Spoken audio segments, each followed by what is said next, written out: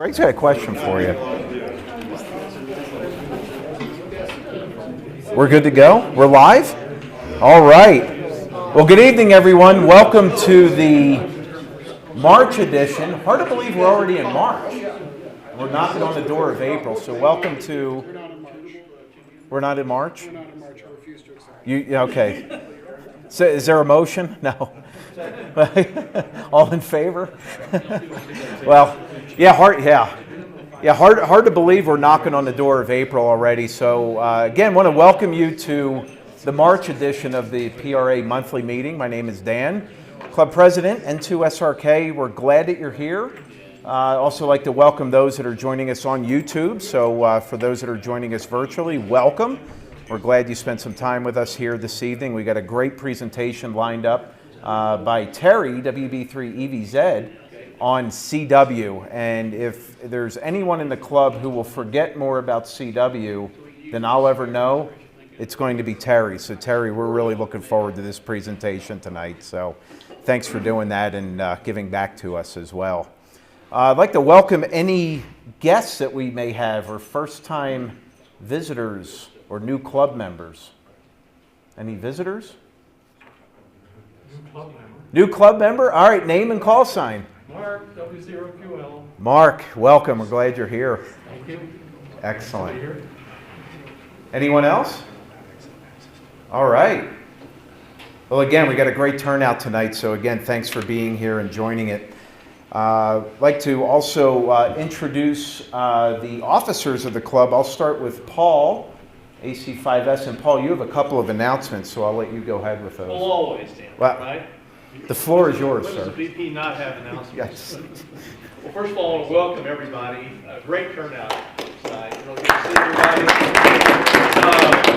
Haven't seen Ed in a while, and Ben, and several other people, so it's good to see everybody here tonight.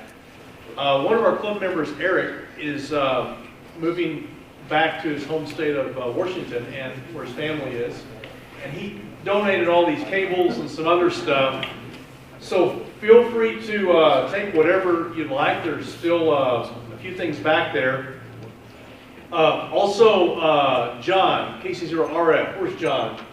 Hey, John. John donated a couple of Windows computers to the club. One of them we've already repurposed, and there's another one back there. It's a probably an i5 processor, 8 gigabytes of RAM, and it has an updated Windows operating system. We'd like to get rid of that tonight. If you have any need for another computer at your shack, please take that home with you. It's Good ready to shack go. computer. And John, thank you very much. We really appreciate it. And lastly, somebody emailed me. His name is John. That wanted this. Okay. We'll do that. The Heil Yeah. Boom. Sure, yes. I've got it for you right there. Great. Okay, so I wasn't sure. I've talked to 4 Johns tonight. I haven't got you yet. So thank you for taking that. And that's pretty much it, Dan. Just I'm excited that it's March. We have a lot of stuff going on in the club, a lot of stuff coming up in April and May and June. It's going to be a really busy amateur radio spring. So jump on the repeater, come to the meetings. We do have an Elmer meeting next Thursday, Yes. or next Wednesday, on Wednesday. the 30th. So, and it, by the way, is going to be focused on CW as well. Excellent. There's going to be probably 20 different transceivers set up, and at least that many different types of CW keying devices. So if you want to try out different bugs, straight keys, paddles, next Wednesday night, you need to be here. Very cool. All right? Very cool. Back to net control. All right, thanks, Paul. Great update as always. We'll go to our secretary, Brian. Yes. Say hello to everyone. Hello, everyone. Everyone, Brian, everyone. I have no announcement. It sounds, Secretary's been very quiet. that's good. Sometimes. All right, where's our treasurer, Robert? There he is. The guy that keeps me out of trouble. I'll try to. Mr. Money. But I've got the report coming up, so. Yep. So we'll go there. Let's see, who else am I missing here? Oh, Randy. He's hiding. Randy? Present. Let's see, do I have anything? Oh, I can talk about it when we do special notes. Sounds good. I know Otherwise, lunch tomorrow there we go. at, where are we now? Oh, we're back at Fuzzy's. Fuzzies, all right. 11 o'clock. 11 a.m. Yeah, until whenever you decide to leave. Excellent. And I know Scott's on the road. He's traveling, so that's good there. Who else am I missing here? Oh, Jeff, the man behind the camera. How could I forget? Hola, Hola, ¿cómo está usted? muy bien. Ah, que bueno. Any announcements for us? When we get to the website. Okay, we'll jump on it there. Very good. All right. Well, thank you, gentlemen, for your updates. We'll kick it over to Robert next, AE0CA for Treasurer's Report. So, Robert, the floor is yours. We'll cue the Treasurer's Report. Jim, can you bring that up for me?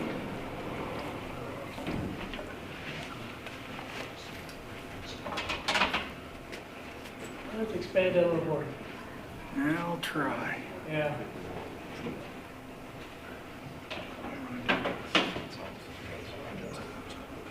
If you're using an app. Zoom. But can we scroll up a little bit, I guess, to get Ziegler? Oh, No, no, yeah, there we go. hey, we got money. Yeah. So if you like to read, I actually have it here. So in the bank, this is Sunday, we've got 7768 in the bank.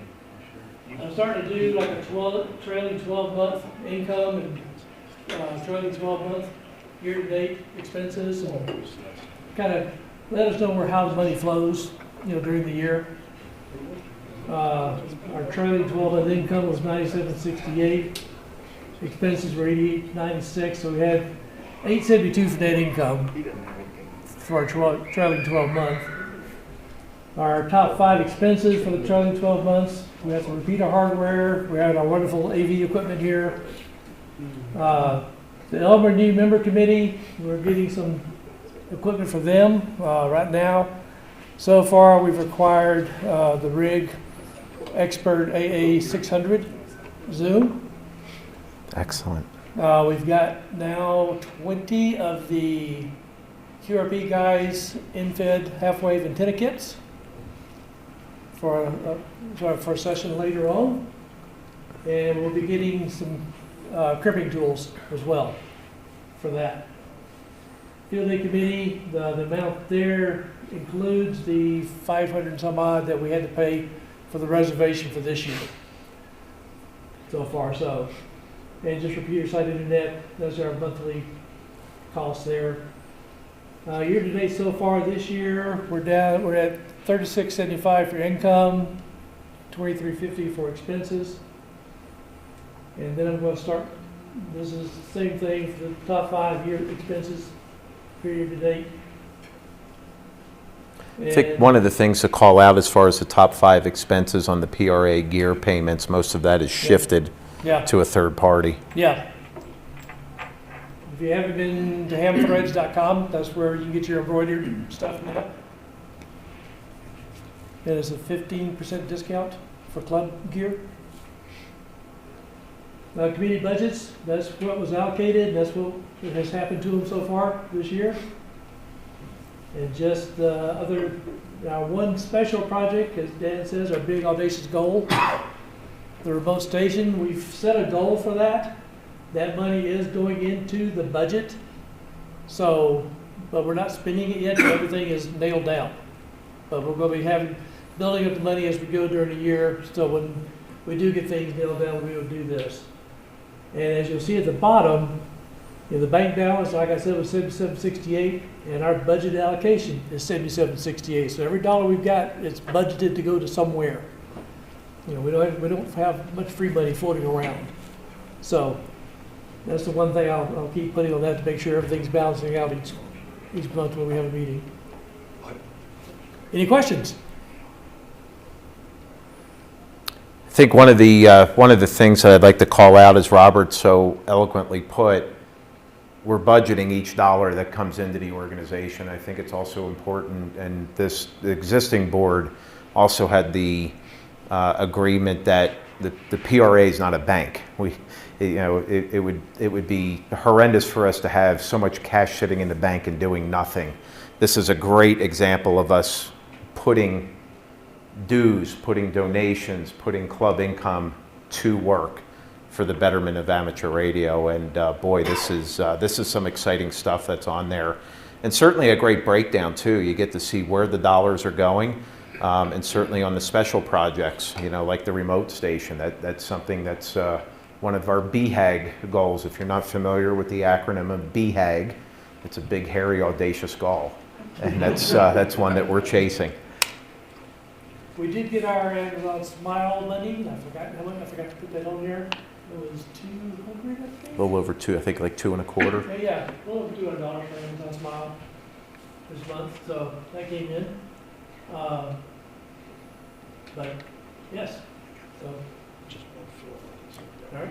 Questions on the financial report? Just showing my ignorance, what is the remote station?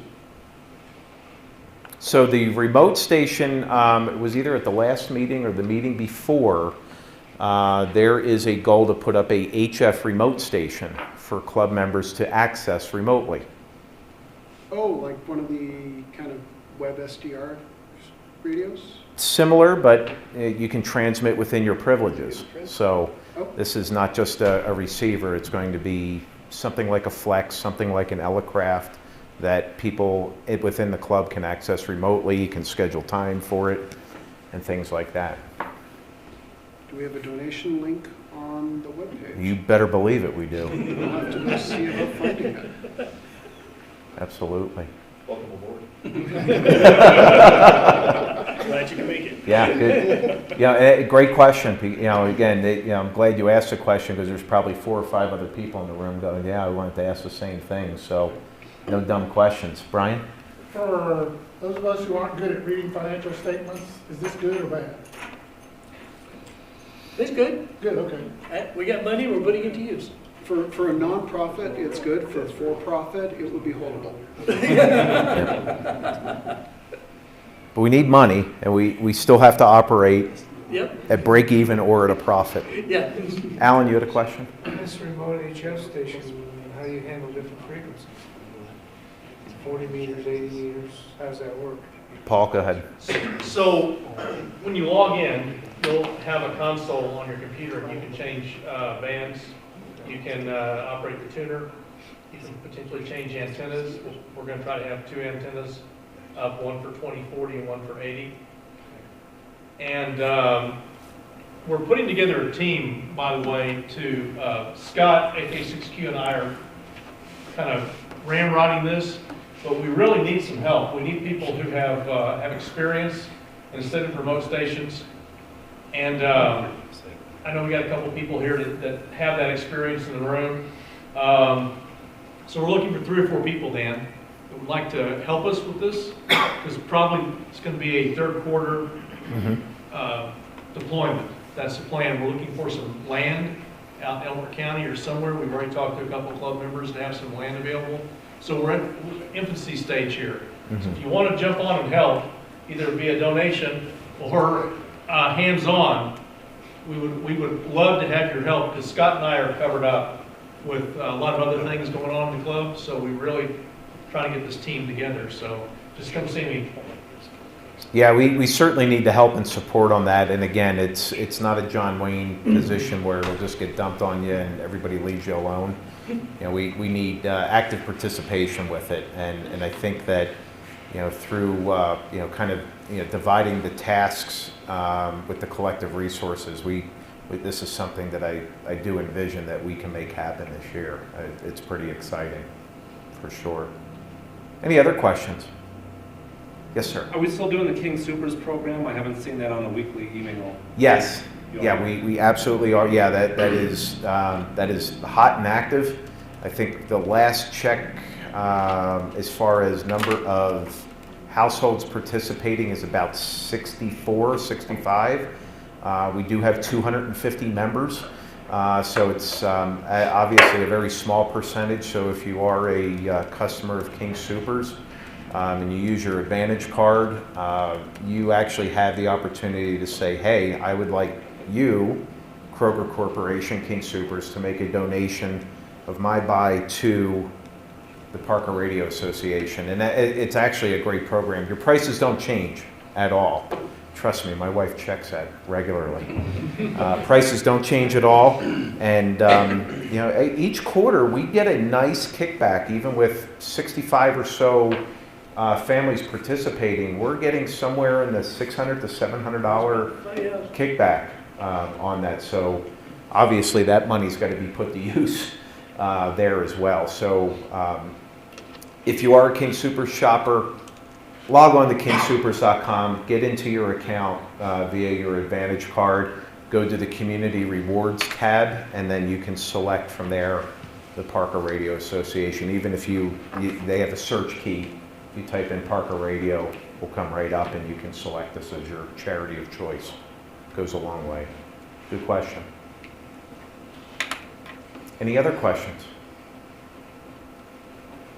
All right, moving right along, we'll get into current topics and committee reports. We'll start with Brad, W0BDT, and the Elmer and New Member Committee. Brad, the floor is yours. All right. Carpeting included? Yes. Awesome. Hey, good evening, folks. I'm Brad, W0BDT, not to be confused with the other Brad.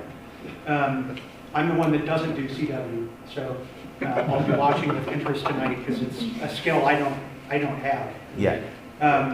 I have been given the opportunity to help run our New Member Committee and Elmer Committee.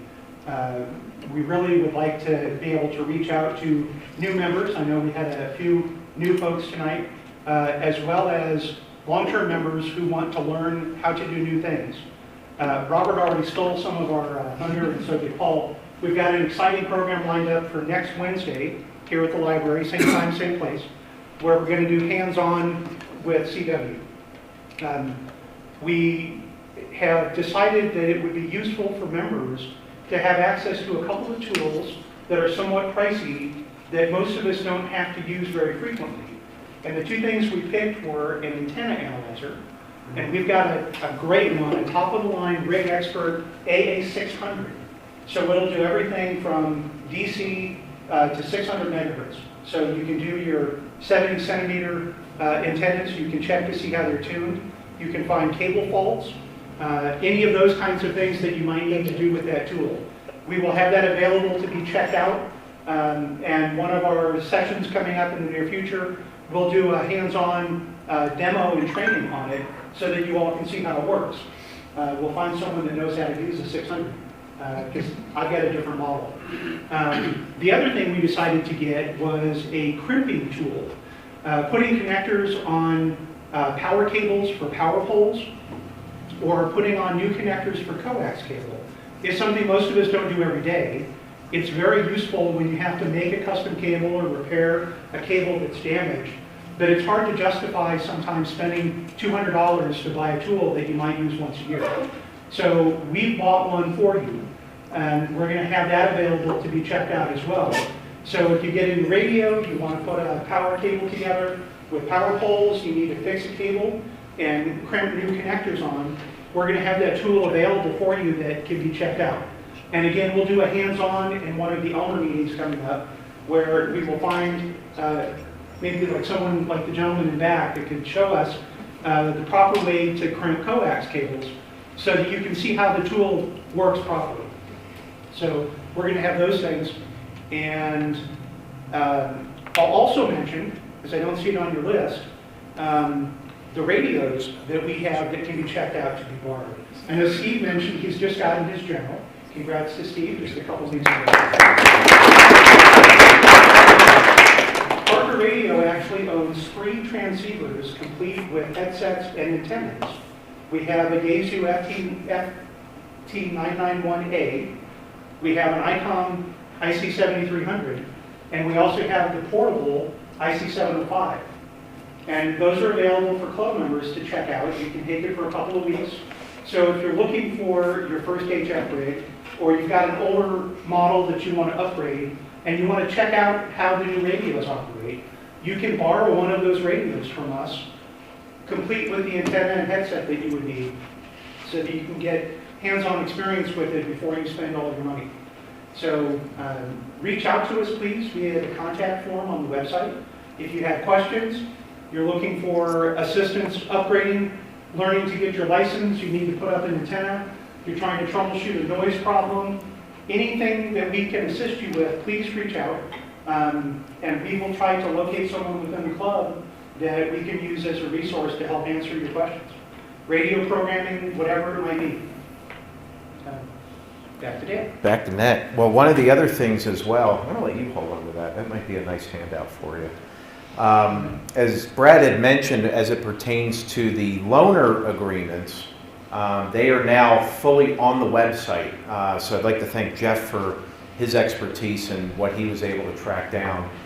So no need to send an email to say, hey, I'd like to check it out. You go onto our website under the loaners tab and you can see what's available, what's already checked out, and you can actually get in line for, you could be the next one in line for it. So certainly the radios don't do any good sitting at my house, because I'll put them to use and I'll just say they're checked out. But in all sincerity, put them to use. They're a club asset. As a member, that's one of the benefits of a PRA membership, is to check out and use those tools and resources that we have. And boy, how great is it to have not only the power pole crimping tools, but also the coax crimping tools and an antenna analyzer. That's pretty sweet as well. And that's a great analyzer. That's the creme de la creme of analyzers. Ukrainian made? Yes, from Ukraine. Yeah. So parts There are we go. gonna be good on that, huh? That's right. They used to have a really nice factory there. They're gonna have a better one now. Right. So again, put that stuff to use, please. I hate looking at Pelican cases in my house. They're there for you to use. So any questions there for Brad? Yes, sir. How long until the antenna analyzer is on the loaner form? That's a good question. I think we've got the device in the case. We don't have the case yet, and still, I gotta get the case, but we have everything into one case. So as soon as I get all the pieces and packaged together, I'll have Jeff get it on the site. And we're doing everything in one toolkit, so analyzer, crimp tools, everything. Everything will be in one kit. So there'll be one, Yeah. one item that you can loan out. How big is it? I've got 2 Pelican cases I'm not using. Wow. The analyzer's got to be About what? that size, the analyzer's about that size. About the size of a projector. It's like my fishing. I've got a case I can give you. Okay. Thank you. Thanks, Yeah, Ed. that's it. Okay. Absolutely. I Thank was you. looking at like about 1,500, one of the smaller ones. Yeah. Okay. Yeah, I've got a old school VGA projector in it that's, well, dead. It's well protected, It though. needs a new home. Ed, thank you. Thank you. That'll go a long way. We'll contact. Yeah. All right. Any other questions for Brad or the Elmer Committee, new member committee? All right, we'll move on to the repeater committee. John, in for SJW. Hey guys, so this has been working pretty well. Just a couple things I'll mention. We know that we've got power issues, AC power issues at Squaw Mountain. Have you noticed that all your electronic stuff doesn't really work unless you have electrons flowing into it? But we've got a fix for that. Randy at K0TNG gave us this humongous battery. Humongous. It's like as big as the Denver Broncos offensive line. I mean, it's just huge. Hopefully next year we'll see. But we need to get a little bit more stuff out of the board, and then we'll, when we can get there without snowshoes. I'm serious about this. He's afraid of walking through the snow. No, I'm afraid of taking that 400-pound bag. But we'll get that finished April-ish, May, June, something like that. First time I went up to Squaw Mountain with Don was like mid-May, about a few years ago. There were still 4 to 5 foot snow drifts up against the building. So that's what we're up against. But we'll fix that. We've got a minor problem with the internet on the North Parker, the N2PDQ repeater, as far as getting into the All-Star system. Anyone else have any issues? I really haven't been listening to the I've been listening on the D-Star side and the DMR side. That stuff seems to be working really, reasonably well. Whatever bugs were in there, we've shooed away Murphy. Go QRP with that. So, this is a sort of a side question. Is the Squaw Mountain site going to be affected by this potential $1,400 a year fee for forest land? Is Squaw considered on the forest land or We not? don't know. That's a Don question, and Don's not actually in the country right now. Dirk, do you have info? Do you know that issue? I don't. It's private land. It will It's not- private It will land. not be, from So, our understanding, it will not be. I'm affected. guessing no, Okay. and that will be a cost pass-through to all the stuff that's up there. We don't pay anything for the site right now. We don't pay anything for electricity. We do pay for the internet, which is the only thing that we're actually paying for up there, so we're grateful for that. So one of the things that the repeater committee does do is that they help with upkeep of the building and the facility and cleaning the grounds, which certainly goes a very, very long way. So we're giving back to those that are giving to us. Yep. Probably some interesting upgrades in the next month or so. We'll let you know when that comes together.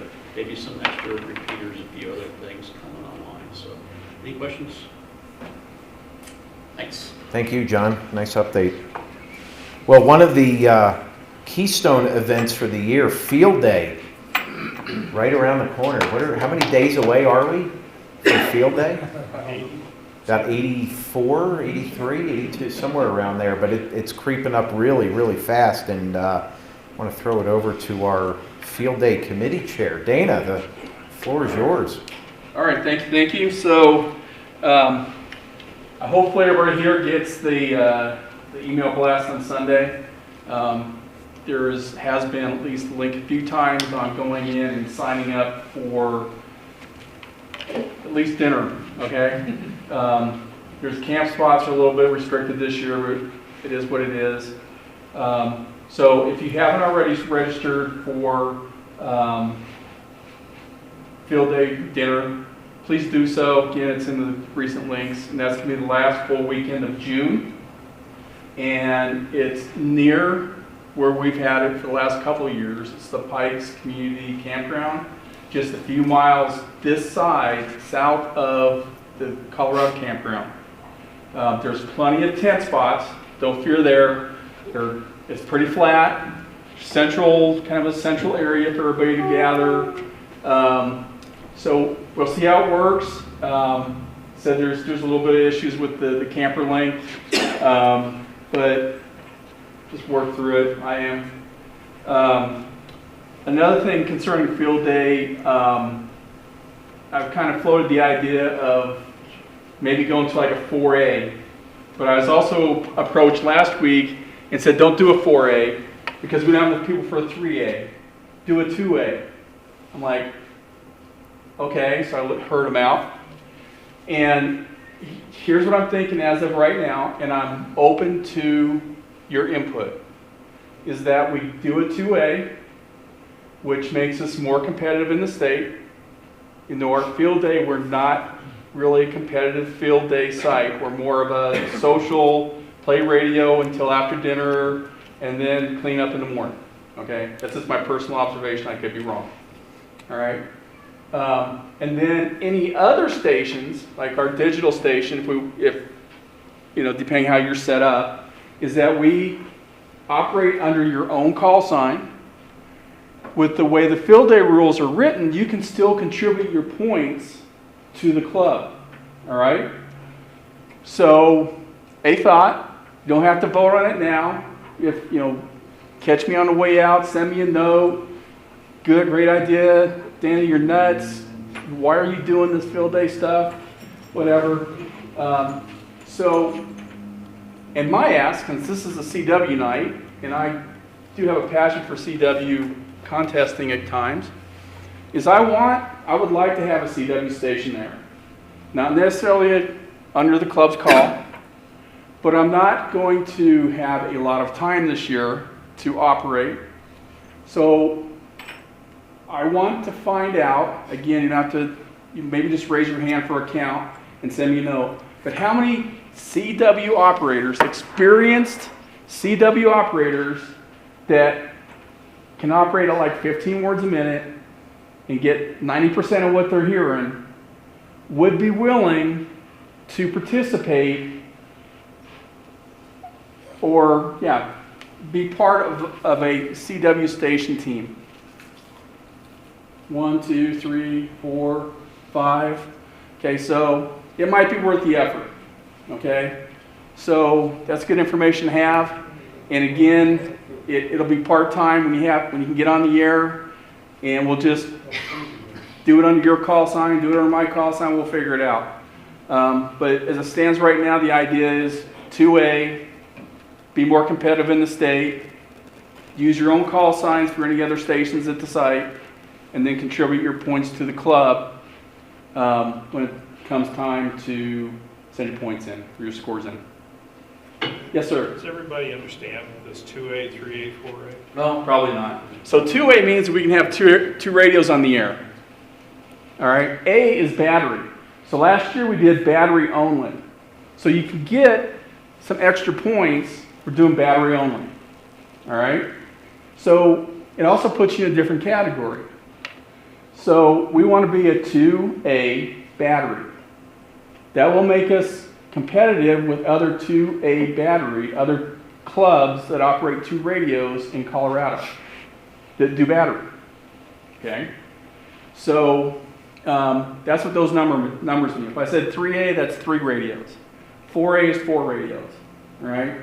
And we just don't have enough people showing up that can work for 24 hours to do a 4A. It's just not going to happen. That means simultaneous, right? In other words, you can have more than 3 If you have radios, 2 radios but are only 2 running capable at of a time. transmitting, okay, that's what I'm looking at. So if you have 4 radios and only 2 of them are turned on and actually operating, that's a 2A. All right. So we only have 2 radios that can transmit at a time with our call sign, and it's a per band and per mode. So what we've traditionally done is we'll have one radio on, say, 20 during the day and 80 at night, and the other one might be 15 and 40, all right? So, and then they just go to the longer bands at night, all right? Yes? My understanding that you only have to be transmitting in all the stations for like a 1-hour period to be a 7A, for instance. And if you're not operating full-time on the other, doesn't count against you. You just have to be operating for that period of time. Right. If you start field day as a 7A, if you're down to 2 radios, you still have to send 7A. You can't change your exchange after the contest starts. After the event starts, it's not a contest. Right. But it has rules and score. But the It's not a We're gonna win contest. field day. have to be transmitted. They don't have to be transmitting. No. Spring training. So it doesn't work against you in any way. No. It's just, again, we want to try to, It's a we want, different bracket. it's a different bracket. We want to make sure that the radios are used. It also reduces the amount of work that the field day committee has to take care of, do. Less things to take. RFI. Well, we still might get RFI depending on how many radios, but less RFI. It's better. Less is better. No, my radio doesn't have that issue, all right? I'm just saying, but that's why I bought it, by the way. So, anyway. So please, if you have any comments around CW or 2A, yes, sir. Question, how many RV sites do we have? We have 7 or 8 consumed right now that are reserved. And there's a total of 12. 12, and they're 25-foot lengths. We can put some in with slides, but they have to be small slides. And the length restriction is the Forest Service restriction. There's just not enough room to get emergency services equipment in there for too long. So to explain it a little differently, not everyone's going to have a campsite this year. All the RVs will be on a paved lot. And we have I think 12, right? Mm-hmm. Okay, total slots. Everybody will be cooking in the same area. You will not be parked at your campground. You will have to walk anywhere from 20 yards to maybe 40 yards to where your tent's going to be. Everybody will cook in a general area. There'll be one campfire, not 20 campfires. Okay, so that's a little different way we're doing it this year. So if you are bringing an RV and it's over 25 feet, you're going to need to camp at one of the other 2 campsites and you should be looking for those reservations now. Yeah, there's no reservable sites at Spring Meadows or Colorado Campgrounds. So it'll be first come, first served. Only. And we've got 8 of the 12 sites booked, so there's 4 sites left. If you want to bring a camping trailer of some type, limited to 25 feet in length. And if you have a slide, you need to talk to Dana. Yeah. And if people who have camped at Colorado Campground, I mean, there are a lot of first come, first served slots there. So if you've really got your heart set on having your own campfire and, you know, being able to get away from the awful hams for a while with your family, How dare keep you? in mind that Colorado Campground is actually right next door to the Pike Community Campground, and there's actually a trail. So it's just a short walk or bike ride right between. So if you prefer the old style of Colorado Campground, you know, jump in there and you'll still be able to participate in field day, no problem. Absolutely. And there'll be plenty of parking for day trippers. Yeah. I got a question. That was gonna be my question is there's 12 RV campsites. There's plenty of parking for everyone else, I assume, at Yes. the campsite? Yes, we have probably, we're limited to 100 people total. Okay. I think we have 45 parking spots, something of that nature. Okay. So we should have plenty of parking. And some of them can park next to campsites, but most can't? Is that right? No, all be in a parking lot. Oh, okay. Everyone, whether you have an RV or you're in a vehicle, will all park in a parking lot Gotcha. directly adjacent to the camping area. Gotcha. So a little more camaraderie this year. We're all going to be a little more entangled with each other, so to speak. Yeah. Maybe that's not the right word, but We'll be a close-knit group. we will be by the time it's all over. It'll be a social event. Yes. And I have a quick question. Moving on what Brad said about this $1,400 thing, does that apply to us when we're temporarily there? No, No. those are for repeater sites. Okay, that's what I was Repeater wondering. sites that are located on U.S. forest land. So this is on Forest Service, but it's not repeaters. So I guess. Well, it's not the same. Not a permanent thing. I mean, I saw that and I'm like, These are repeater sites that are up on top of mountains that are leased by the U.S. government. Yeah. They don't apply to private land that happens to be in the U.S. forest. It's not the same thing. And the days on field day?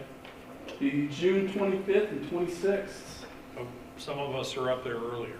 Some of you will be going up Wednesday, so we actually have the site Wednesday through Sunday noon, so noon to noon, Wednesday noon to Sunday noon.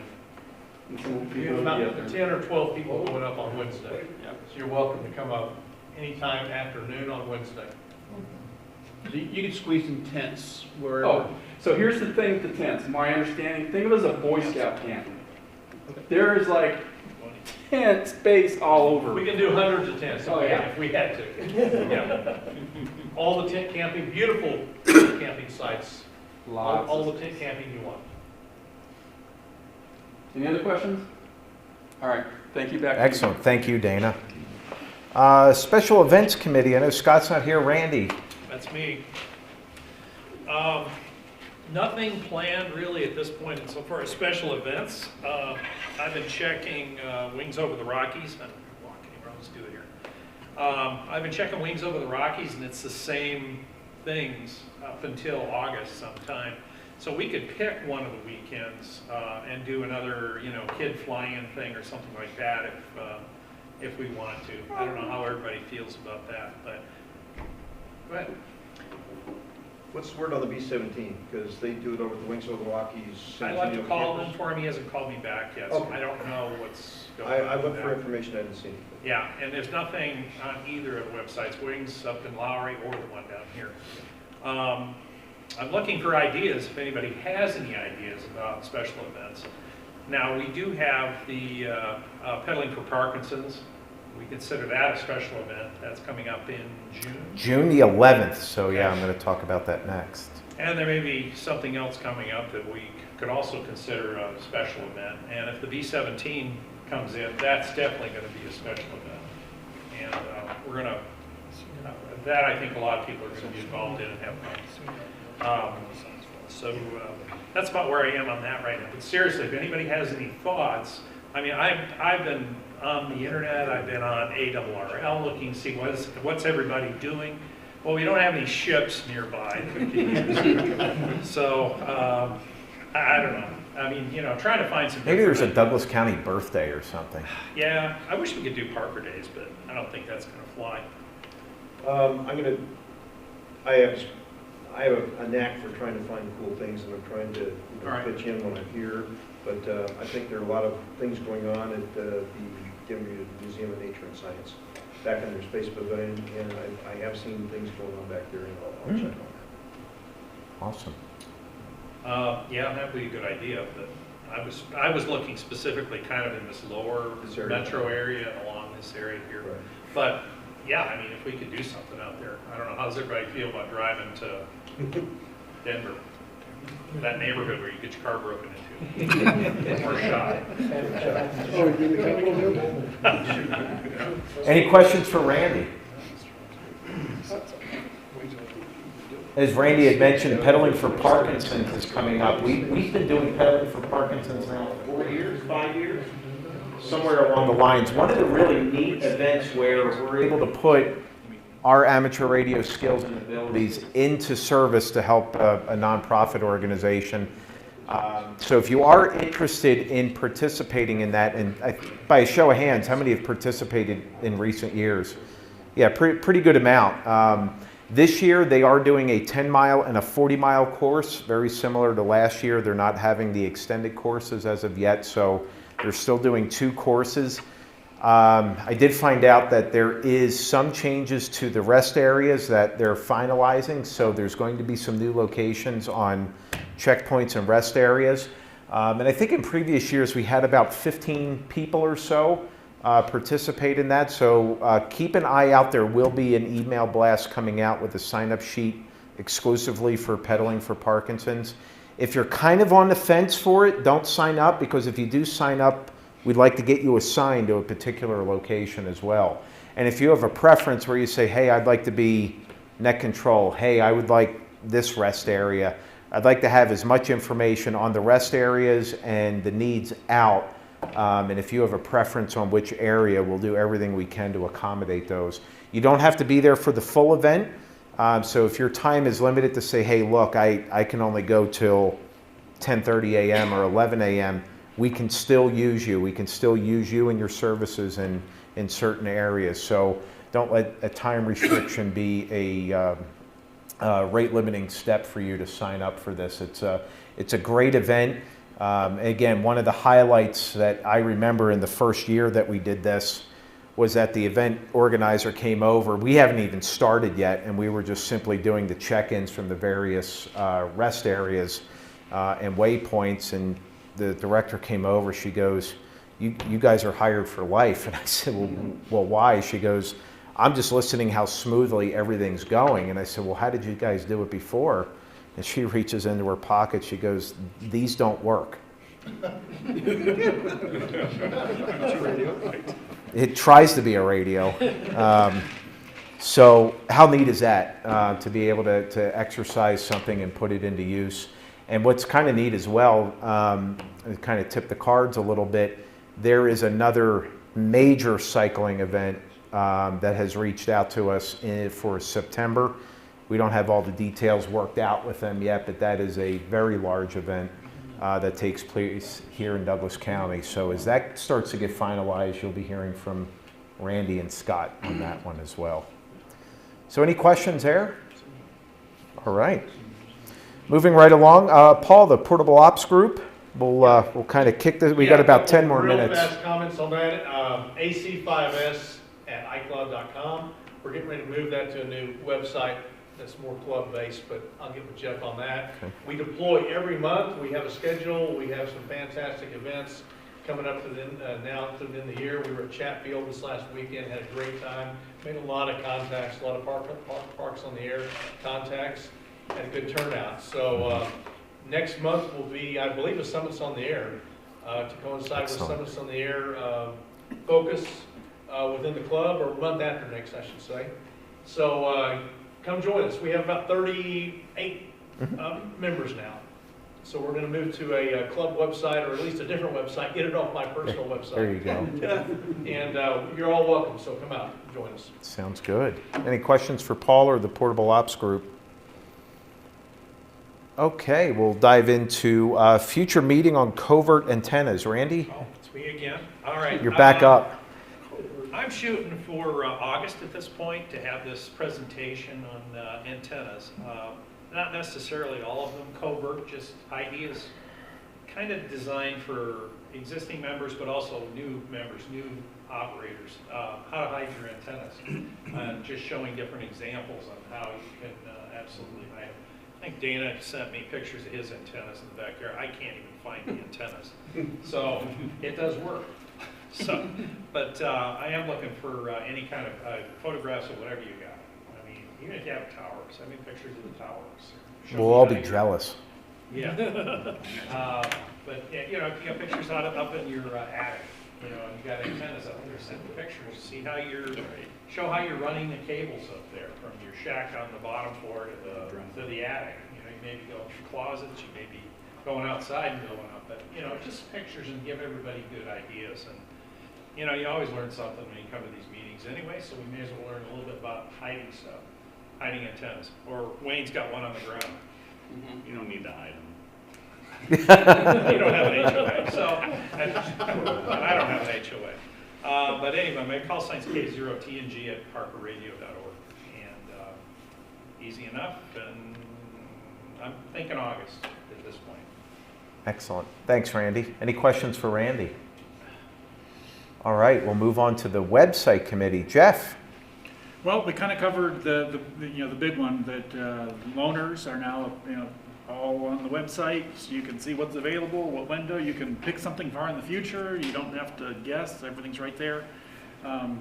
Remember, that is a members-only feature. So, if you're not a member, never a better time to join the PRA to take advantage of those nice little perks. Kudos to Dan Acker, who's been doing a yeoman's job keeping the site running. It's nice to not have to babysit that thing constantly, and things are still working great as always. So good job. He's been doing great work. So anyway, back to you. Yeah, thanks, Jeff. Yeah, good update there. The website committee and Dan and company are just doing a fantastic job with that. So kudos to them as well. Let's see here. HF loaners, I think we've beaten that horse pretty well.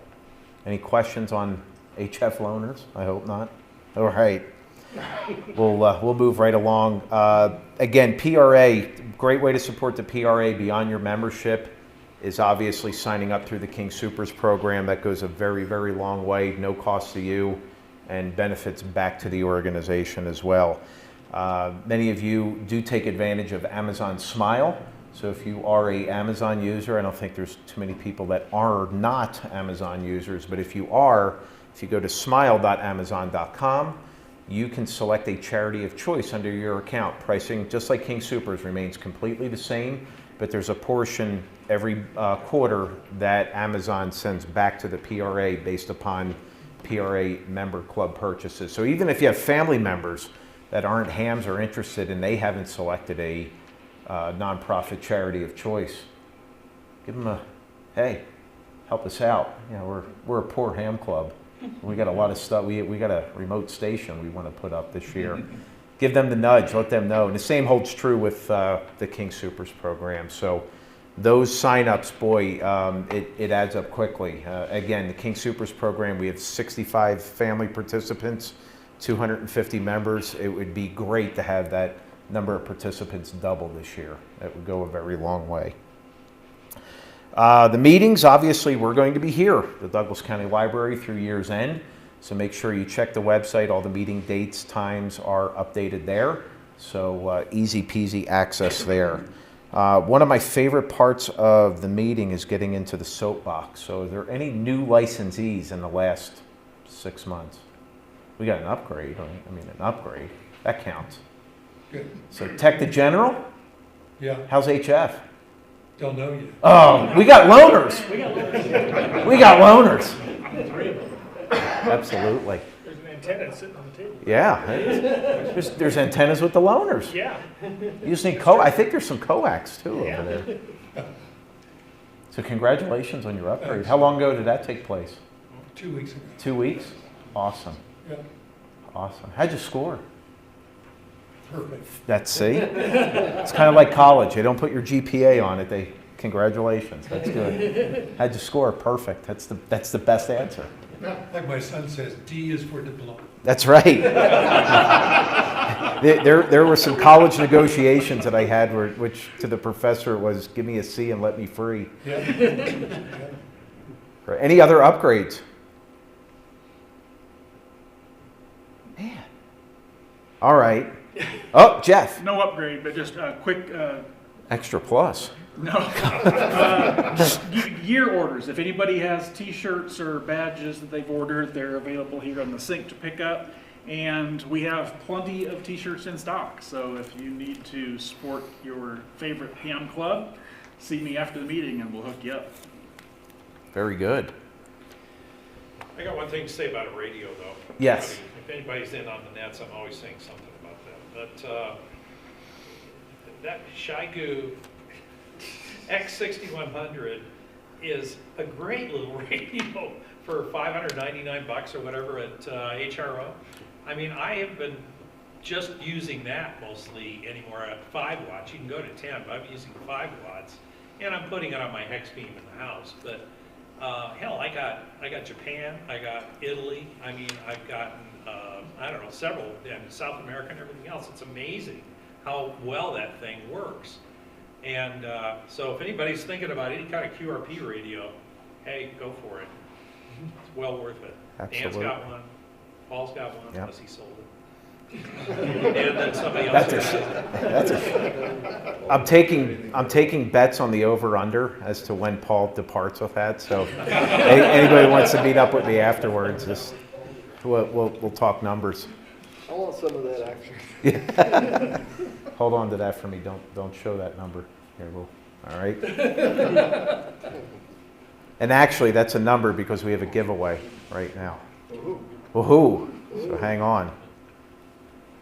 We're going to go. Let me see here. We probably have about 50 people here.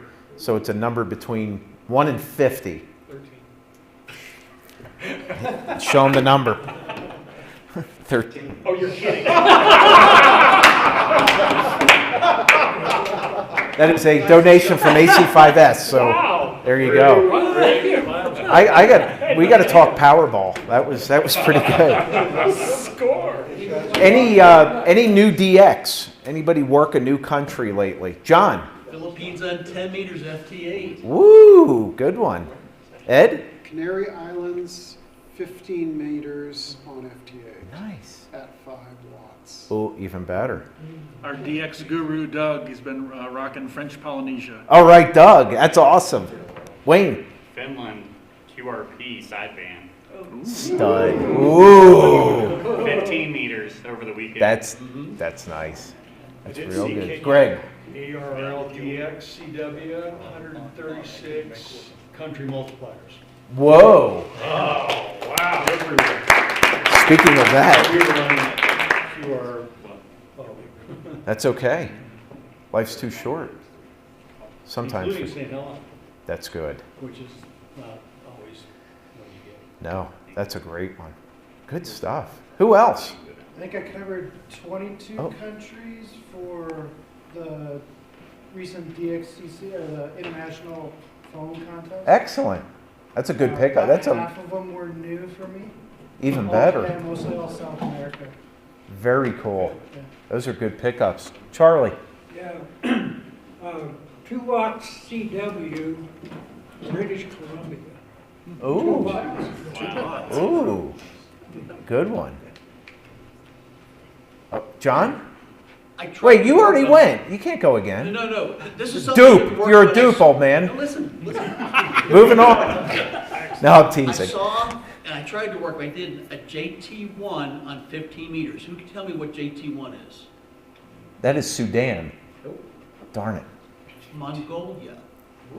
I saw him. He was coming in. I'm thinking of moving in. JA1. That's So why I said stay Sudan. tuned. Put your seatbelt on. The sunspots are rocking and rolling. That's Yeah, good. I saw Ethiopia and Kenya both on 10 today. I couldn't work on them, but they were there. On 10. On 10. Yeah. 10 is- Hang on. I got Suriname, I wasn't trying, but. Where? My special event call sign N0Q for National Quilting Day. is Excellent. on Saturday, and I got about 240 contacts. That's awesome. It was just me for the 12 hours as my relief operator. And for being a female hobby on a male hobby, it was interesting because I had about 10 young ladies out of the 240. But the guys were all remembering their grandmothers, and it was so How sweet great. to hear the stories that they had about the quilts they grew up with. So, 240 contacts over how long? How long of a 12 period? hours. That's awesome. Wow. That's awesome. Yeah. Who else? Okay, now this has nothing to do with GMRS.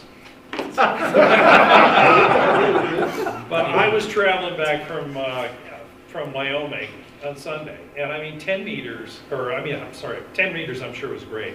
11 meters was like absolutely incredible. There was a guy in Florida that was talking. I talked to him on my 5-watt radio as I'm driving through Wyoming. Wow. And I mean, it was kind of weird. Of course, it's illegal, but. So what's your handle, Randy? GMRS man. That's it. He was swapping 10-100 stories. Yeah, yeah. Well, maybe that's better than a 10-200. I don't know. Yes, Sally Field.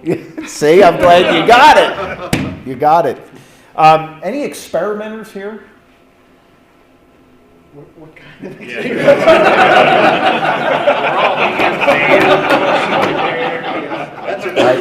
I teed that one up, didn't I? Considering we are in Colorado.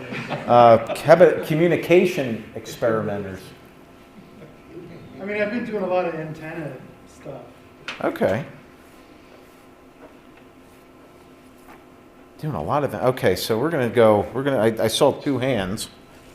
So we have some ARRL publications that come out. I get QEX. You get it already? I get it. I've Oh, been getting crap. it. I got a stack. Who needs QEX? All right.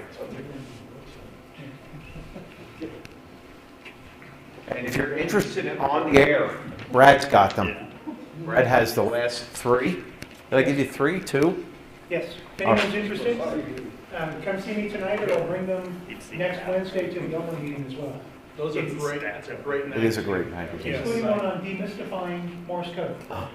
There are dots and dashes. Terry's going to have something to say about that. Contesters, avid contesters that don't get National Contest Journal. All right, man, I love this. Is my favorite contest. Giving stuff away. Who else? There you go. Now, February and March QST. Who hasn't gotten Q? Who's not an ARRL member? And why not? That one's gonna be a bonus. I think. All right. All right, that's all I have. CQ Worldwide this weekend. There you go. Yep, and Eric's here now. So I want to thank Eric for all the stuff that he's been giving to the club and handing out, and thank you, Eric.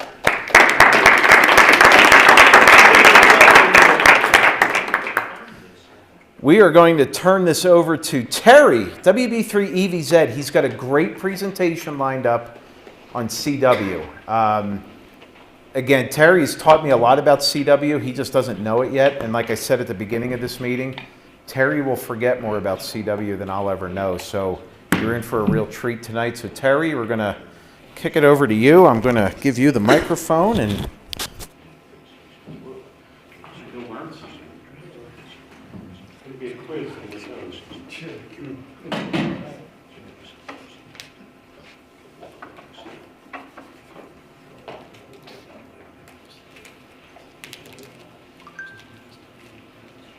really sure what to do with a microphone. I guess you talk, right? Yeah. Don't use your fingers. Da-da-dit-dit. GE, good evening. I'm Terry, WB3 EVZ. Been at the game for quite some time now, I think 46 years this year.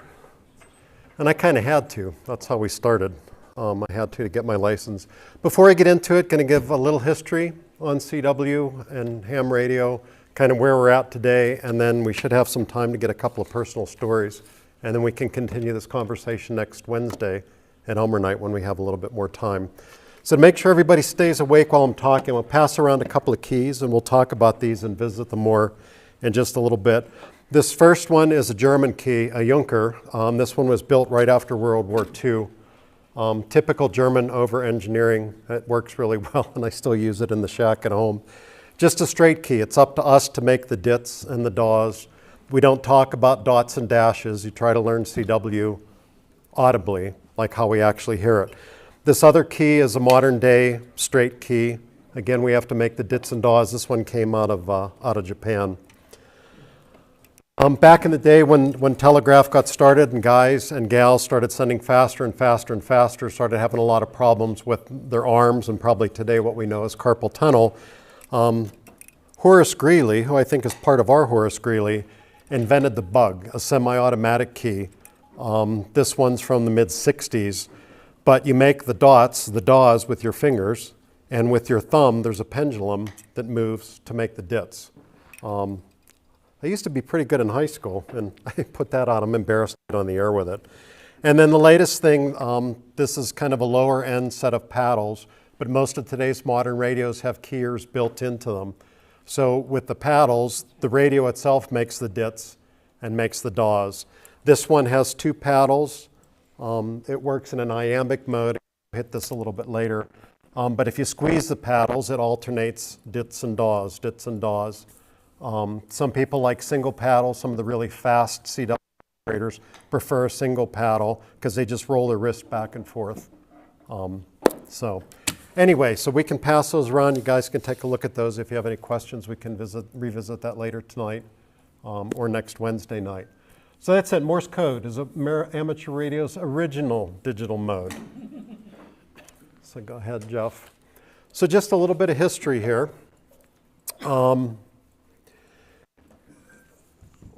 Oh, hang on, there we go. So I guess I should just define, everyone calls Morse code CW. Technically, they're two really different things. CW, or continuous wave, is just an emission mode. Basically, you turn your transmitter on, it's putting out a steady carrier, a steady signal on whatever frequency we happen to be on. Technically, it's not really modulated. When we add Morse code into the equation, we're just turning that carrier or that RF signal on and off. And that's how we encode the information on it, as opposed to amplitude modulation, frequency modulation, single sideband, where we're superimposing voice information over that RF. But at the end of the day, hams today, if someone says CW, you know they're talking Morse code. But it's not really continuous because it's only on when we're sending the dits and the DAWs. So back in the day, the code, the telegraph, was developed in the late 1830s in England, but it was a pretty complicated system by sending out different voltages. There were actually gauges with needles, almost like voltmeters, that would point to the different letters and numbers. The railroad did use it in England, but it was a cumbersome and awkward system. Not long afterwards, Samuel Morse, with a couple of friends, came out with the original Morse code. It's a little bit different than what we use today. It didn't work for languages that weren't English. There were a lot of letters that wouldn't come out. The original Morse code also used different lengths of the dits and the DAWs. So it was very operator dependent. After this conference in Berlin in 1850, there's an international Morse code. Some of the old guys will still call it continental Morse code because it came from over in Europe. But they fixed the lengths of the dits and the DAWs and the spacing between the characters and the spacing between the words. So there's just a lot less variability. It's a lot easier for folks of any native language to use it, and a lot less dependent on techniques. Okay. All right, so we enter into the radio era here. Before the government started to regulate radio in 1912, it was pretty much a free-for-all. So from the late 1890s until the early 1900s, you know, hams got on board with telegraphy that Marconi started.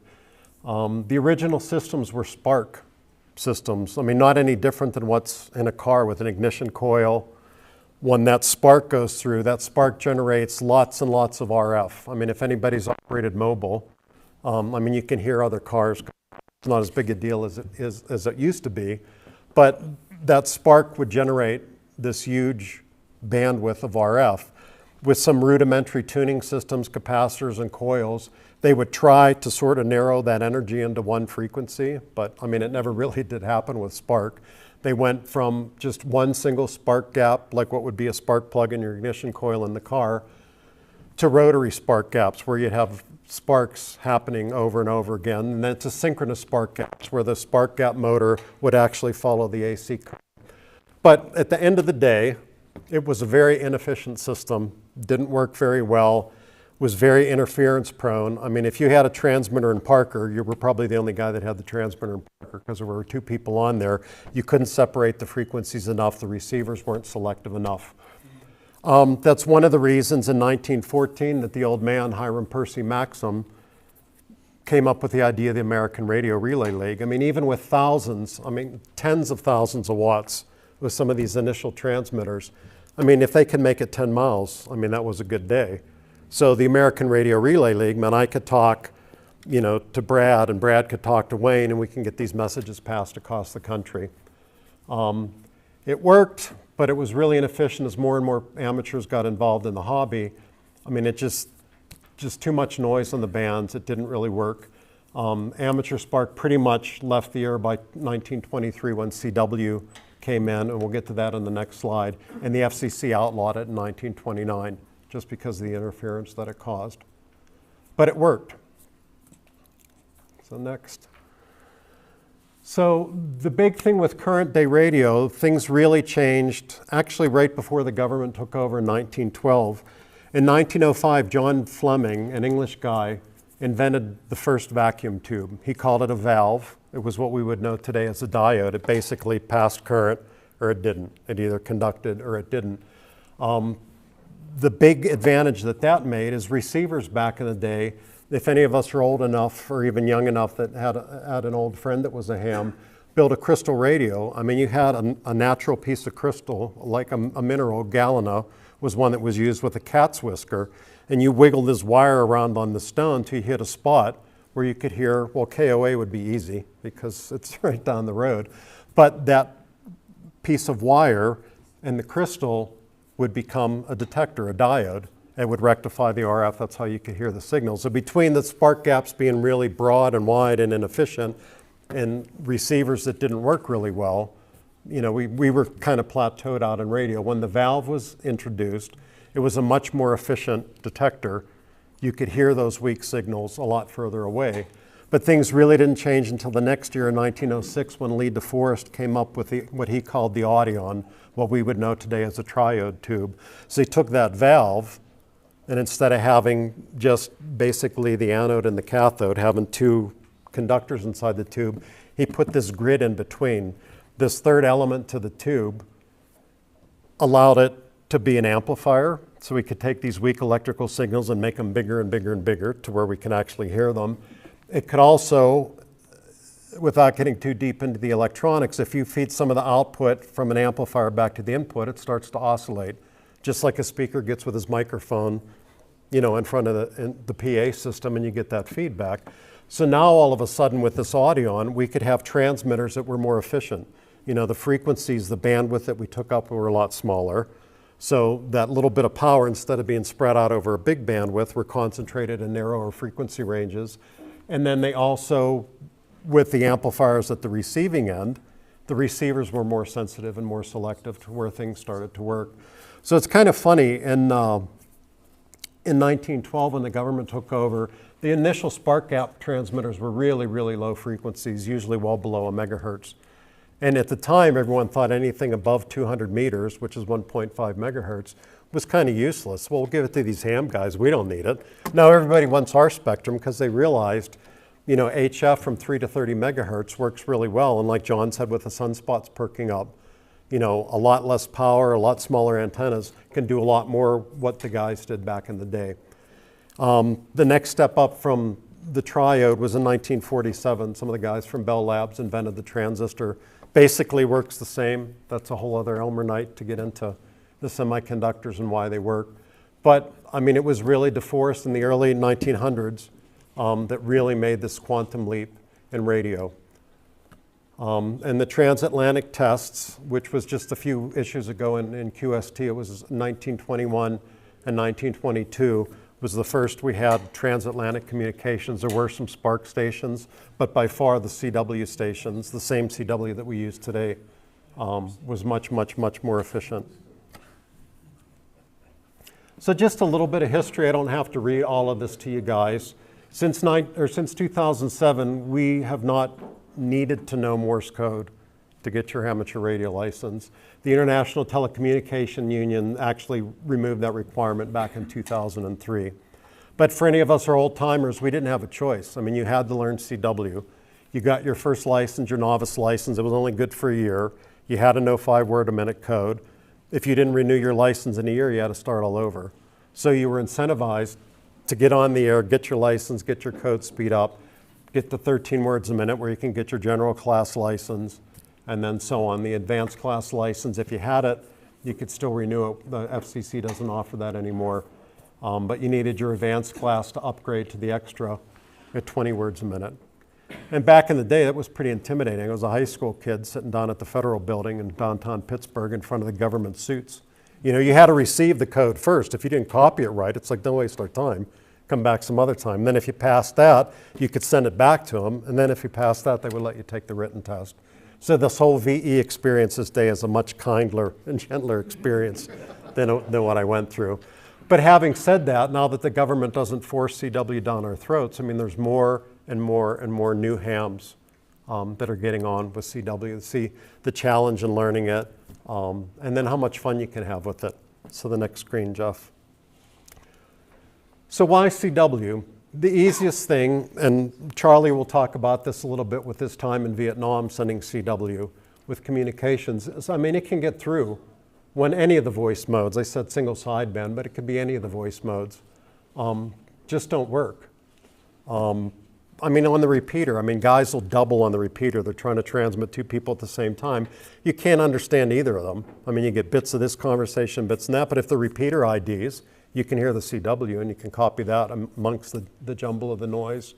And depending on what book you read and who you talk to, it's easily a 10 to 20 dB advantage over a voice signal using CW. And that, I mean, that can be 2 or 3 S units, so your signal's a little bit stronger, and the fact that you're listening for one tone instead of voice, a whole range of voice frequencies, it's just a much, much, much more efficient. So if you're stuck in an HOA restricted area, like Randy's gonna have a talk about antennas, I mean, if you've got marginal antennas, if you have a more efficient mode to work with, you're gonna have better success.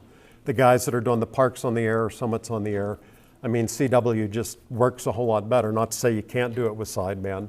CW is just a whole lot easier. And to try to explain some of this is depending on which phone mode you use, it can take anywhere from 2.5 to 10 kilohertz worth of bandwidth. If you're using CW, it's easily less than 300 hertz. So to put some of the numbers in perspective, say you have a 100-watt transmitter. When you're on CW, all of that power, that 100 watts, is in a really thin slice of spectrum, 300 hertz. If you're on single sideband, you're using maybe 2,500 hertz, and your 100 watts is spread out amongst that big chunk of spectrum, plus it's only on voice peaks. I mean, on the loudest signal, it might be 100 watts, most of the time it's less. So the CW makes a more efficient use out of your power, and it puts it into a lot smaller bit of band space. And having said that, joking about the texters earlier, like with the GE for good evening, CW operators have lots and lots and lots of abbreviations. These Q signals are standard internationally, like QRM means man-made noise. QRN, like November, would be static or natural noise. QRP, that I mentioned up at the top, is low power.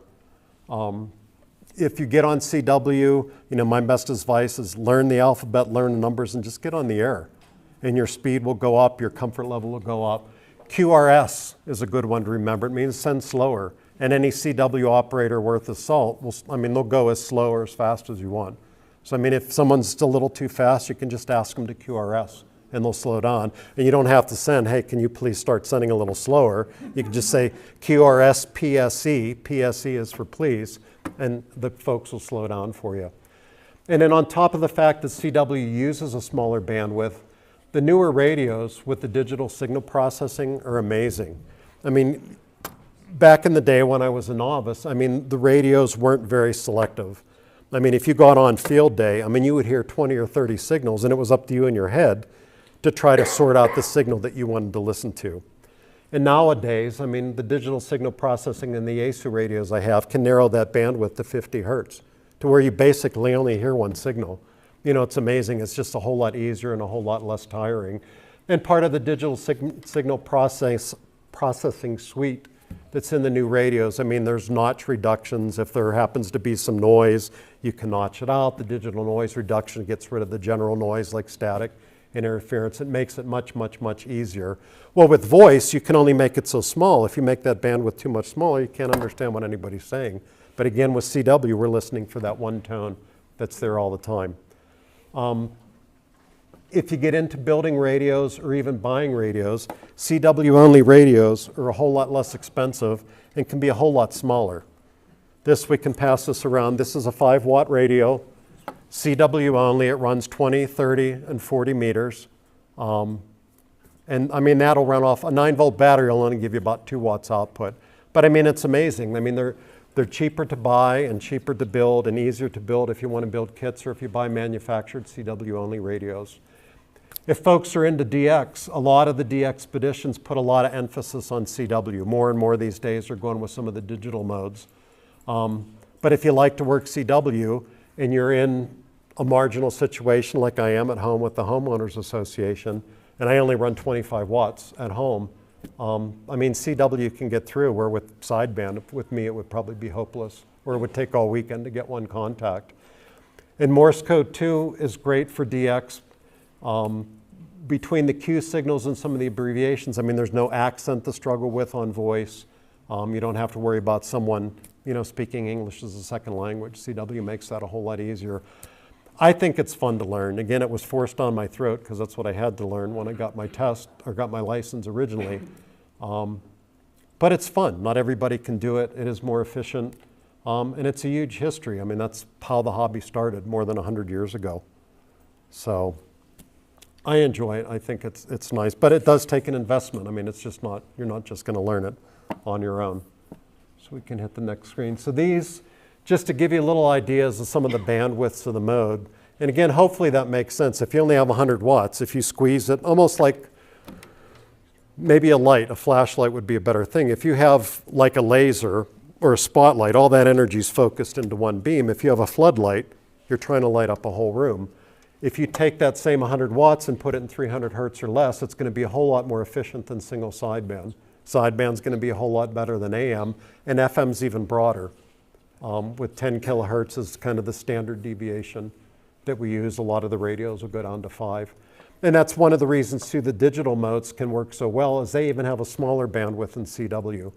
So they take that same amount of energy and squeeze it into an either smaller bandwidth. So it works better for us making contacts, and it's also a friendly thing to share the bands with others. You know, some of the AM guys, and nothing against them, I got a lot of friends back in Pittsburgh that are big into AM. I mean, they sound like broadcast stations, but they can take up 15 kilohertz of the bandwidth, you know, with high fidelity audio. So on crowded bands on 40 meters on a weekend night, it's probably a little bit rude when you could fit, you know, 100 CW stations and these guys have one. But they're not going to stop, and that's the way it is. And yeah, it is what it is. So the keys I passed around, the 2 of them are straight keys, which is up to you. I mean, it's just a switch, a single pole, single throw switch, and you're turning that carrier on and off. It's up to you to make the dits and make the DAWs. Some guys like to use these side swipers or cootie keys. And it's almost like you turned a straight key on its side, and it's got 2 contacts, but you can just rock your switch back and forth, or your wrist back and forth. It's still up to you to make the dits and the daws, but some people find it faster to go back and forth instead of up and down. I've never really liked it, but some people really swear by them. The one key, that old Vibraplex, is that semi-automatic key, or a bug, where mechanically it makes the dits by that pendulum vibrating, and that's up to you to make the daws. And then the electronic keyers, the radio makes the dits and the daws. With a single key, you push it one way, it makes the dits. You push it the other way, it makes the daws. When you have the double lever or iambic paddle that I passed around, it does one side makes the dits, one side makes the daws, but if you squeeze them, it just goes da-da, da-da, da-da, da-da. So if you want to send an A, you just make sure if you're right-handed, you push your thumb just a little bit before your index finger and you get a da-da for an A. If you hit your index finger just a little bit first, you get a da-dit for an N. And I like the iambic. It takes a little bit to learn. And then the bit with, most of the rigs have keyers in. If you want to try the semi-automatic feature like a bug, a lot of the radios will emulate a bug where you're, like being right-handed, normally it's your thumb that makes the dits. So if you're left-handed, it's just backwards. But if you push your thumb, it makes the dits, and it's up to you to use your index finger to make the daws. Or you can go fully automatically, where the radio makes the dits with one side and the daws with the other.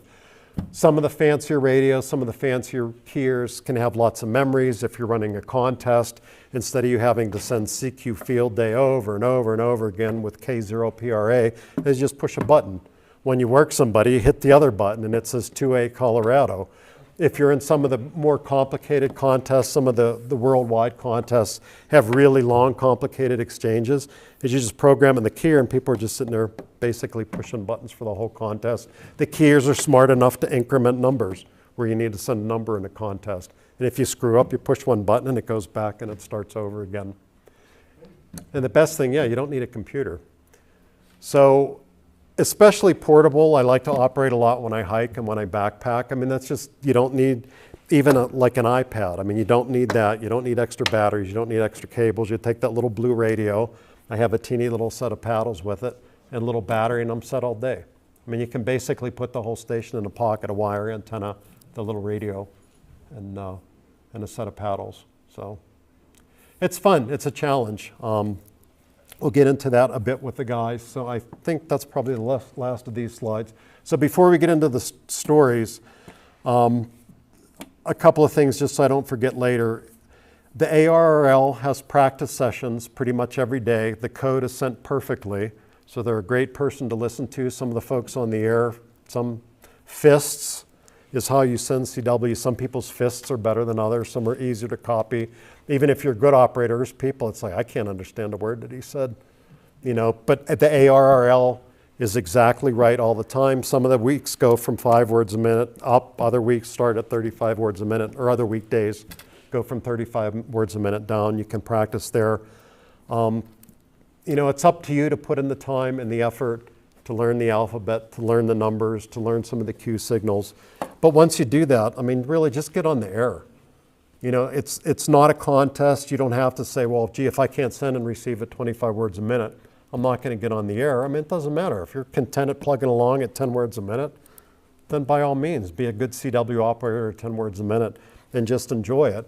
But get on the air. I mean, contests are a really easy way to start because you can listen over and over and over again until you get somebody's call sign and then work them. He's not going to ask any questions. You're not going to miss anything. You can sit and listen to it till you get it right, and it just builds up your confidence. After that, you can start with the cookie cutter QSOs, and it's almost in any CW book or magazine or article you read. The first exchange, I call Dan. Dan calls me. I'll send him a signal report, my name, and my QTH, and he'll send the same thing back, and you can just say 73. And that's it. And it's like he's not going to ask any more questions. And as you get more confident, you can just build up from there. But you really, really need to get on the air. And another thing that I found that's really helped, the Straight Key Century Club is a group that has well over 20,000 members now. It's been around less than 10 years.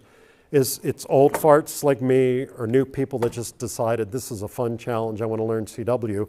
It's a great group of operators. They hang out about 50 kilohertz up from the bottoms of all the bands. And most of them are really good operators. They've got good fists, they're easy to copy, they'll go as slow as you want, as fast as you want, and they'll be comfortable. And if you ask them to repeat themselves 2 or 3 times, they're going to do it and not give you a hard time. It's like, well, I sent that to you 3 times. I didn't, you sent me a 599 signal report. Why didn't you understand it? And it's like, well, back to the QRS PSE. Slow down, please, for me.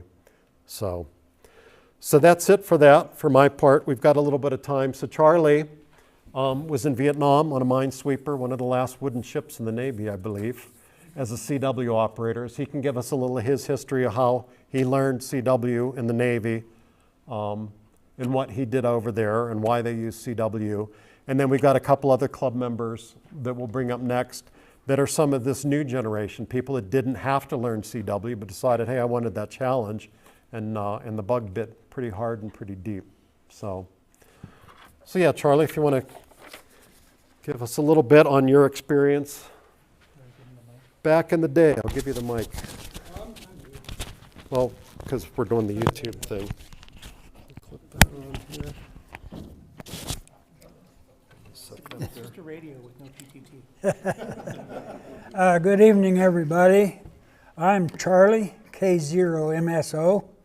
I have been associated with CW for over 50 years. It all began with the United States Navy. First of all, let's go back. I was raised in the Appalachian foothills of eastern Kentucky. Before television became popular, radio was our main communication of news, weather, sports, entertainment. And I was always amazed to look in that little box with all those glowing vacuum tubes and hearing all these stations, especially at night when all the Clear Channel stations came on the air. They were running at 50,000 watts. And I was amazed at who I could hear. And I always knew that I wanted to be a part of that medium. So that was the time I decided I was going to join the Navy. I was just a young kid out of high school, and I didn't know CW from apple butter. So the Navy was kind-hearted and gave me my choice and said I could become a radio operator. Boy, that hit the stars there for me, because I thought, no, now I can be part of that medium. So they chose to send me to Class A radio school in Norfolk, Virginia. We started out with Morse code. We learned how to type. We learned procedures. We didn't call them Q signals. We were in the military, they were Z signals, Zulu. And we had our own set of Z signals that we used, just same as pretty much as Q signals in ham radio. And so we started out I was there for 16 weeks. You say, boy, that's a long time. But I learned a lot of other stuff just besides Morse code. We had a big screen up on the overhead, and they would send a character, and you would learn how to type on the keyboard with that particular character. So I went from 0 code speed to 26 words per minute. That was the minimum just to graduate. So during my time in the military, I was stationed in Long Beach, California, as Terry said, on a wooden minesweeper. And there's only 2 left. They've made 101 of those back in the 1950s. Our radio gear was old 1950 vintage equipment. We had straight keys, that's all we used. In order to use a bug, you had to take a special test and get a license through a Master Chief radioman. And once you got that license, then you could use a bug. But 99% of us radiomen always used the straight key. And, well, Uncle Sam decided when they wanted to send me to Vietnam. And I said, where's that? So it's way over there. There's a fight going on over there. So late 1964, I found myself in the Gulf of Tonkin. And being in radio, CW was our main mode of communications from ship to shore. we copied our code on what was known as a mill. It's a typewriter with upper characters, all capital letters, because everything had to be precise and legible. So when a message came through, it had to be well understood, and you had to copy code word for word, letter for letter. You couldn't make any mistakes. And when we were in Vietnam, we could run ship to shore. There was communication stations in Pearl Harbor, in Guam, also in the Philippines, and we could always relay our messages to the shore stations. And so, like I said, I've been associated with ham radio for over 50 years, and I'm glad to see everybody here. That I hope we get more CW operators, because it's a mode that can't be, it's just enjoyable. So, any other questions? Yep. It is. K0MSO, the Navy's abbreviation for ocean minesweeper was MSO, and our ship was MSO 427. So I used the MSO in my vanity call. So I was aboard the USS Constant, which is now somewhere toothpicks. And there's only 2 left in the world. There's one in the USS Lucid in Stockton, California, is being rebuilt, refurbished as it was back in the day it was commissioned. And I believe there's maybe one either in, I believe it's in Holland somewhere, I'm not sure, but there's only 2 left. The rest of them met their demise. Yes, Paul? How long were your typical messages? How long? How long? What? Well, all our ship-to-shore messages were in plain language. They were unclassified. Anything above confidential had to go through encryption, and those were all in 5-letter groups.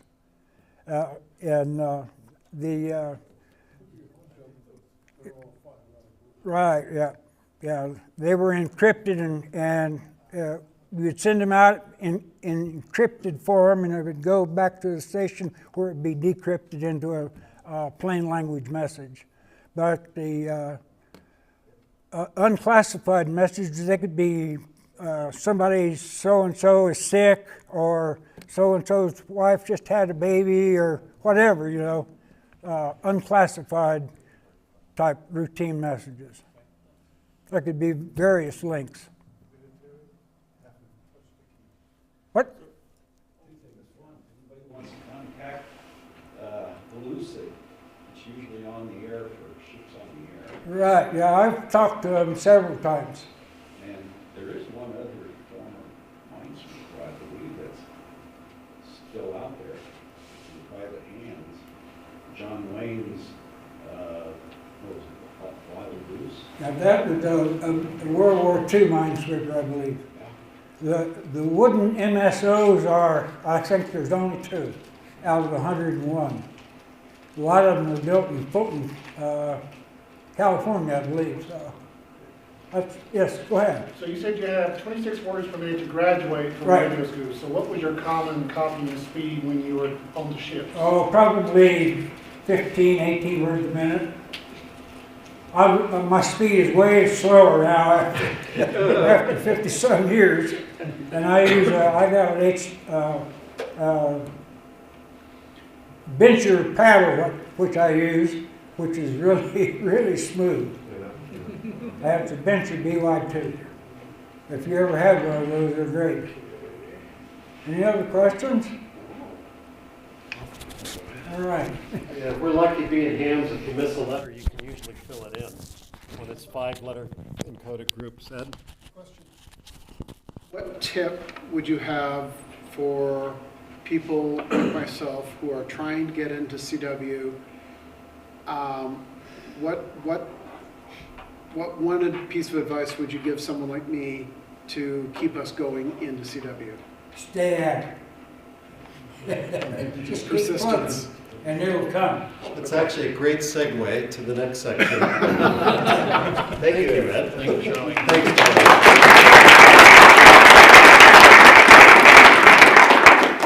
So these are the two guys that I alluded to earlier. Both Brian, K0FBS, and Dana, NN0G, are relatively newer CW operators. People ask me, what did you do when you learned? It's like, man, that was a really long time ago. I don't remember. I do remember that you needed to stick to it. I had an Elmer, actually the guy that gave me my novice test, that we would practice. I used Radio Shack cassette tapes. I listened to the alphabet, I listened to numbers, but sooner or later you just memorize the tape, and that doesn't work so well anymore. You know, at least now with software and phone applications, as you can have it, mix it up and practice. But I still think, yeah, learn your alphabet, learn your numbers, and just get on the air, and the rest of it will come. So yeah, Dana, Brian, if you want to. Can I go first? All right. All right. We got 2 mics running, so you each can have. All right. Oh. All right. So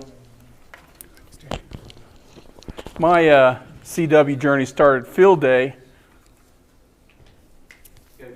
Oh, dang it. All right. All right. So my CW journey, my most current CW journey, started field day 2019. I was up in Taylor Park, and I was trying to do field day, and my wife's sitting there watching me struggle and not be able to copy anything, and I was less than embarrassed. Okay, so I came back and immediately signed up for a CW Ops basic class. So they offer several. I'm going to steal Brian's. He's been going through a couple of them, some of their classes. Signed up for their class and went through 3 of them out of 4 semesters, and actually ran a class for some people. And I went from maybe 10 words a minute, if I cheated, where now on some of the weekly CW Ops tests, usually at night, I can get over 100 contacts an hour, which is amazing. So last year, in early March, I made 11 contacts in the 9 o'clock session. 1 year later, I did 105. So you stick with it, and you work on it, and you don't give up, and just have fun. And what I tell new students or people I'm with, one of the hardest things I had to do was learn just to let it go.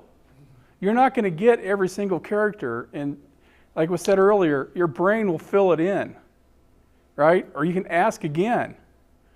So, word of wisdom from a guy who's pushed too hard for the last 19 months or whatever, just have fun with it. Let it go. And don't take it serious. You're only competing against yourself, man. I'm serious. Just have fun with it. And so, turn it over to Brian, because he's picked it up pretty good lately. Yeah, thanks, Dana.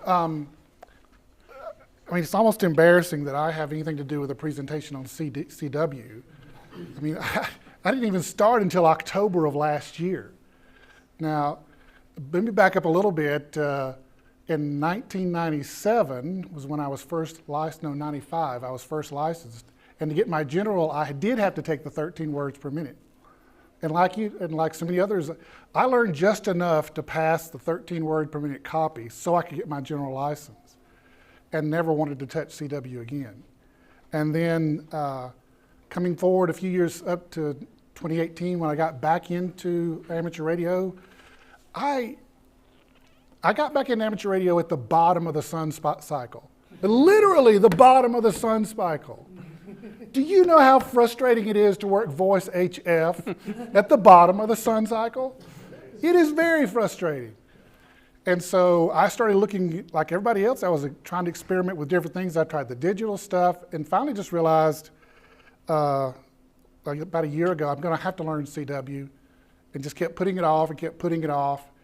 And then one time talking with Dana, we had a long conversation. The end result was I just had to, it was time to start. It was time to do it. And so I started taking the CW Ops classes. And if you want to learn CW, you listen, it has never been easier to learn CW than it is right now.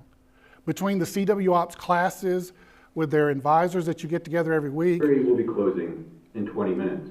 between the resources online with the CW learning websites, the apps on our phones, it's like, wow, I wonder what it would have been like in 1995 if I'd have had these kind of resources. And so that's my encouragement to all of you is take the CW Ops classes. I know there's a Long Island CW group. I've never done any of their classes, but I hear very positive things from those who have done them. And then take advantage of the resources that these two different groups offer for learning CW. And you read, if you saw the email blast a couple of weeks ago, I'd only been learning CW for a few months and started enjoying and did the CW contest. I've forgotten what the name of it was. You've done the SSTs and CW Ops. Yeah, what was the one? CWTs. No, the other one, the big weekend contest. Oh, the DX contest. The DX contest. I just thought, okay, it's a DX contest. I'll just get on and do a couple of contests just to say I tried. I had a blast. I had more DX in about 5 hours working that contest than I had since I got back in amateur radio, and just had a blast. And then the real turning point for me, if you want to talk about stick with it, the real turning point for me was going to Winter Field Day and working Winter Field Day on the station that Dana had set up there. And I thought, wow, this is so much fun. And that's the key, to me, that's the key, is work with someone like Dana who knows how to set things up, and wow, it's just so much more fun once you've done it on the air, especially in a contest. So that's my 2 cents worth.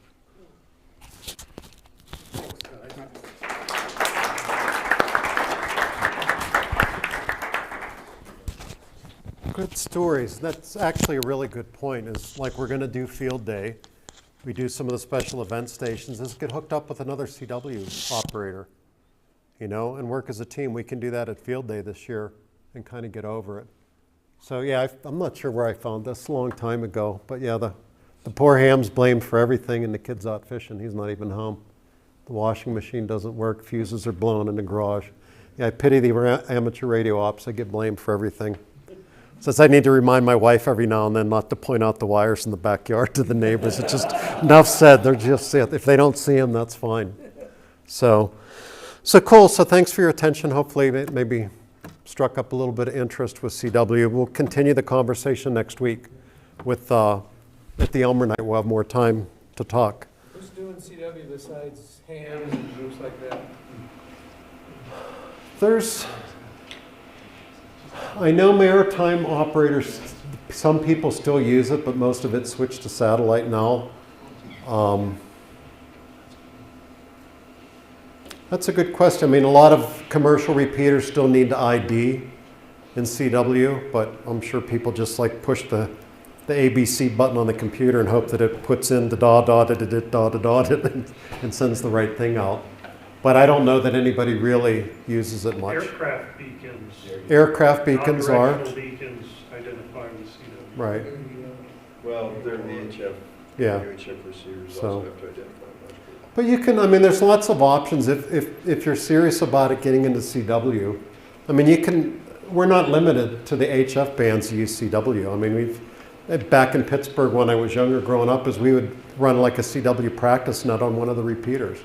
You can use a code practice oscillator, or, all the rigs, I mean, the little FT818 or the little blue mountaintop radio off side tones, is you can just hold your microphone up against the speaker and send CW over the repeater, or we can work simplex. I mean, there's lots of options, and there's lots of help in the club. So I did the same thing you did in like the late 70s with the Radio Shack cassette tapes, right? Do you remember this little MFJ box? It was digital, it was like the size of a cigarette pack. It was like in the mid-90s.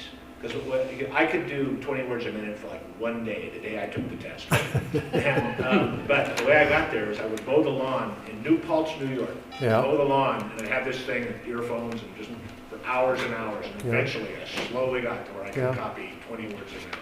You can, that I don't remember. But I know I being think- consistent I is, can't believe I can remember this. I think it was like MFJ 915 or something like that. Yeah. is be consistent, and you don't even have to overdo it. I mean, 15, 20 minutes a day is probably enough, but you need to be committed to doing it. And I know my Elmer, Carl, who has since passed away, would say, you know, you're walking to the school bus in the morning. I mean, you can practice, read the stop sign, you know, da-da-da-da-da-da-da-da-da, you know, in street signs, and you can beat it into your head. But, I mean, you need to put forth the effort, you know, to learn it. I have a nephew that just happened to be visiting a few summers ago when two of my old ham buddies from Pittsburgh were out visiting, and we were sitting down in the shack on the radio, and Peter came down, and what are you guys doing? And he taught himself CW with some app on his iPhone. He said, oh, that's kind of cool. And then he ended up getting his license, and now he's in college, and there's girls, and ham radio sort of by the wayside. But I mean, CW interested him enough that he taught it to himself on the phone without any help or mentors. So, I don't know, it's fun. I mean, it is, like Brian said, I mean, it's really efficient. If the bands aren't cooperating, CW can get through. I mean, the digital modes can too, but you need computers and this and that and the other thing. And I don't know, I guess I'm old school. My shopping list is still on paper. Thank you, Terry. So cool, so yeah, so next Wednesday.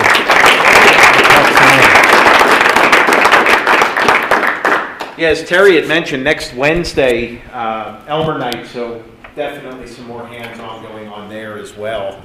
And I think, you know, another round of applause not only for Terry, but also for Dana and Brian and Charlie for sharing their stories as well. Absolutely a cool mode, and boy, the PRA's in really, really great hands when it comes to CW operators. That is, we're in really good hands. If you're interested in CW, there's no one way to learn it, and I think that, you know, these gentlemen have absolutely shared those stories. So I think that if you're interested in CW, find a learning method that might work for you, and you may have to try a couple different ones, but like each of them said, just stick with it, and it certainly comes together. So again, gentlemen, I'd like to thank you for sharing your time, talent, and treasures with the rest of the members, and obviously our group watching online. It certainly goes a long way. So thanks for a great meeting. We'll see you next Wednesday for Elmer Night, more hands-on with CW, and maybe we can set up like a code practice or something like that if people are interested. So good stuff there. Any final comments before we wrap up? Paul? Grab the cables, there's still some really good RF jumpers back there. The antenna and the Heil boom are spoken for, but take whatever you have back there, let's get it out of here. And we'll maybe have some more coming here in a couple There of we weeks. go. Awesome. See you next week. Thanks, everyone. Everybody can hear it.